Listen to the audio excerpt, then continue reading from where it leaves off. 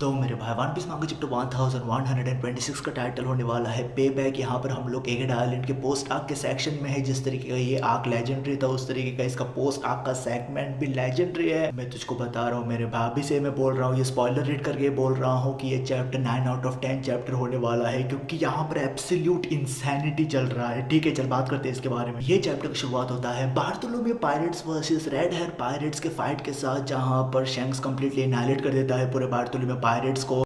देख रहे हैं कि शैंक्स एक पॉइजन दिखाता है बार्थोलोम्यू को और वो बोलता है कि ये पॉइजन बेसिकली उसने बनाया है लूफी को मारने के लिए 1 महीने में। हमको पता है कि बार्थोलोम्यू कितना बड़ा एक फैन बॉय है हमारे भाई लूफी का, इस वजह से वो उस पूरे पॉइजन को ही कटक जाता है, वो पी जाता है उस पूरे पॉइजन को।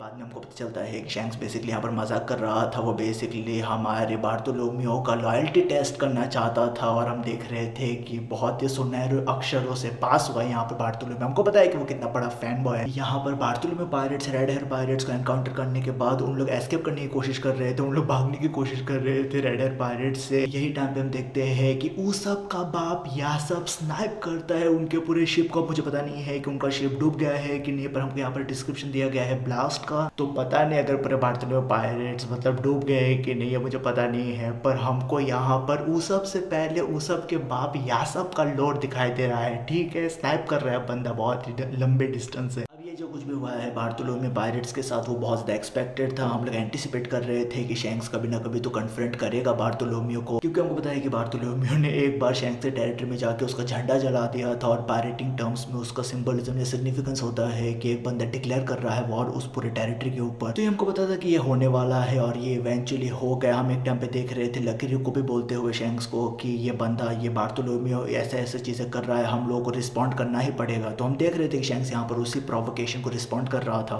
लूफी किस तरीके से इसको देखेगा मुझको पता नहीं है। ऑब्वियसली हमको पता है कि लूफी के ग्रैंड फ्लीट का हिस्सा है बार्थोलोम्यू। बार्थोलोम्यू बहुत ज़्यादा एक फैन बॉय है लूफी का, पर मुझे पता नहीं है क्या होगा आगे चलते हुए इस पूरी चीज़ को लेके। पर ऑब्वियसली ये बहुत ज़्यादा एक्सपेक्टेड था, ये होने वाला था, सबको पता था। मिस्टर जी हमको फिर से हाचिनोसु आइलैंड पे आते हुए दिखाई देता है। हमको पता है कि हम लोगों ने उसको लास्ट देखा था विंटर आइलैंड पे जब उसने फाइट किया था लॉ के अगेंस्ट। वो बहुत ही अच्छा फाइट था, लॉ ने एक अच्छा फाइट दिया था, पर अल्टीमेटली ब्लैक बियर्ड पायरेट्स और ब्लैक बियर्ड कंप्लीटली एनाइलेट कर देते हैं लॉ को और लॉ के पोलर टैंक को। बैप्पो ने अंत मोमेंट में लॉ को बेसिकली वो लेके भाग लेता है। तो यहाँ पर हम लोग ब्लैक बियर्ड को फिर से हाचिनोसु आइलैंड पे आते हुए देख रहे हैं और आते ही वो लेक्चर सुनाना चालू कर देता है पिज़ारो को, क्योंकि वो अपसेट है पिज़ारो के ऊपर कि उसने कैप्टन कोबी को एस्केप करने दिया। पर एट द सेम टाइम यहाँ पर वो कुजान को आओकिची को कांग्रेचुलेट कर रहा था, कॉम्प्लीमेंट कर रहा था कि वो गाप को कैप्चर कर पाया है।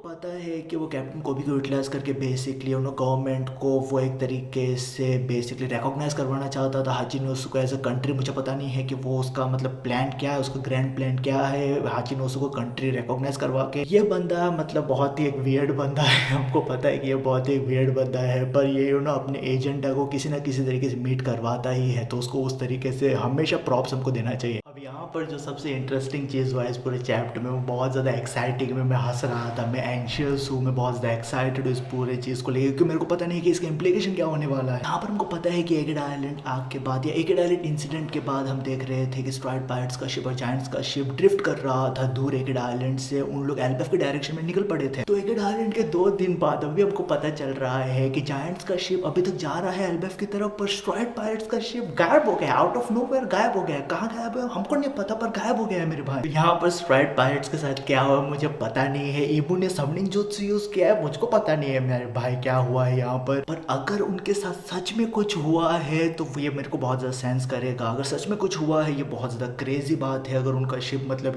इबू ने कहीं पर उनको ट्रांसपोर्ट करवा दिया है या कुछ हुआ है, सच में कुछ हुआ है, तो मैं एक चीज जरूर बोलना चाहता हूँ कि ये बहुत ज्यादा सेंस करेगा, क्योंकि हम प्रीवियस चैप्टर्स में देख रहे थे जिनबे और फ्रैंकी को बात करते हुए फ्रैंकी बोल रहा था कि कितने उन लोग खुश नसीब है कि उन लोग उतने मतलब आसानी से एस्केप कर पाए। जिस तरीके से उन लोग एस्केप कर पाए एक तरीके से वो आसान ही था, क्योंकि फ्रैंकी बोल रहा था कि उन्हें एगेड आइलैंड पे 5 कोर्सेज का इन्वॉल्वमेंट था, बस्टर कॉल किया गया था, किजारू वहाँ पर था, वो सब सारे हर्डल्स सब सारे ऑब्स्टिकल्स को बेसिकली ओवरकम करके एस्केप कर पाना उस मतलब अपने आप में मिरेकल था। हमको पता है कि अहमद का किस तरीके से इन्वॉल्वमेंट हुआ था, वो सब सारी चीज़ें, पर फिर भी अगर तो ओवरऑल पर्सपेक्टिव में देखेगा तो हाँ मैं एक तरीके से बोलूंगा कि स्ट्राइड पायरेट्स का एस्केप जिस तरीके से उन्होंने एस्केप किया काफ़ी हद तक सेफली उन लोगों ने एस्केप स्किप किया था। तो ये होना उनके साथ अभी अगर कुछ हुआ है तो वो मतलब बहुत ही अच्छे तरीके से लिखा है ओडा ने इसको। ये चैप्टर फाइनली खत्म होता है। नामी एक स्ट्रेंज रूम में उठते हुए, मुझको पता नहीं यार क्यों मेरे दिमाग में ऑटोमेटिकली मारीजुआ आ रहा है, मुझे पता नहीं क्यों, मुझे मतलब मेरे दिमाग में ईमू का रूम आ रहा है यार। This is so fucking peak fiction man, the hype of it, the anticipation of it, everything about it man. मैं ये चैप्टर रीड करने मतलब अभी और मतलब रुक नहीं सकता हूँ। ये चैप्टर आएगा, मैं तुझे बता रहा हूँ, one of the most fucking craziest chapter in One Piece. मैं तुझको बता रहा हूँ इतना इंसेंट चैप्टर होने वाला है। तो मेरे भाई मैं ये सब सारी चीज़ें बात करना चाहता था। मुझे नहीं लगता है कि मैं ये वीडियो ठीक से बना पाया हूँ कई सारे सर्कमस्टेंसेस की वजह से। प्लस मैं बहुत ज़्यादा एक्साइटेड था इस पूरे वीडियो को लेके यार, ये क्या चैप्टर होने वाला है यार। तुम्हारा ओपिनियन क्या है स्पॉइलर के ऊपर, मेरे को डेफिनेटली बताना कमेंट सेक्शन में कमेंट करके। तो मुझे याद रखिए वी आर भी ख्याल रखो अपना,